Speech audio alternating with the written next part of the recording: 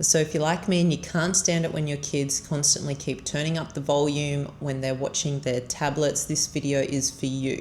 So I came across this app and I think it's really great, especially if your kids like to wear headphones. So most kids' headphones have built-in volume limiters, which is great because that protects their ears. So even if they have their tablet turned all the way up, the volume is only going to be to a certain amount on the headphones. But if your kids are using headphones without a volume limiter, which is pretty much any normal adult pair of headphones, there's no limiter in there. And so they can turn it up quite high, which is going to probably eventually damage their hearing over time from listening to stuff that loud. This app is perfect for anyone with kids who wears headphones that don't have a volume limiter in it, or if you're just like me and you can't stand it when your kids are playing their videos so loud and you constantly have to tell them to turn it down, this is also going to help you out. So let's jump over to the tablet and I'll show you how this works, and you can get it set up for your kids as well. So the first thing you want to do is go over to the Google Play Store and install an app called Voli, and this is the app that we're going to be using. So once you have that installed, we can open up the app and it'll ask you to create a lock pattern, and this lock pattern is going to be so your kids can't get into the app and turn off the volume limiter. And so once you've opened up the app, it's a super simple app. You have 3 volume limiter levels: safer, normal, and travel.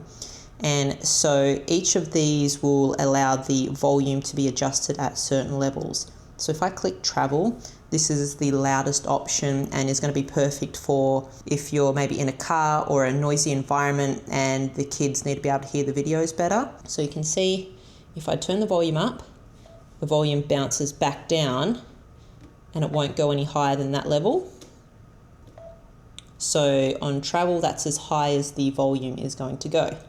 Then if we go to normal, it drops down to just under halfway, and safer drops down to there. So if your kids are wearing headphones, I would recommend going on safer. That's going to be the safest option for when they have headphones on and you don't want them to have it up too loud. But I also use safer just for general use when my kids are using their tablet. Most of the time they watch YouTube. So the best thing to do is pick the level you want to try out and actually go over to YouTube or Netflix or Disney or whatever your kids use and just test out what the volume sounds like on a video, so you can make sure it's going to actually be loud enough for them. Also, like if you live in a noisy environment, sort of take that into consideration. Like I know when my dishwasher is going and the kids are sitting in the lounge room, which is right next to the kitchen, they have trouble hearing the videos, and so then I would have to push it up to normal. But when the house is quiet, safer is perfect for them. So I'm just going to test this out on YouTube because I don't want to get any copyright infringements showing other people's content. So we'll just come over to my channel and we'll play a video. So when you're on the video, you just want to turn the volume all the way up as loud as it goes.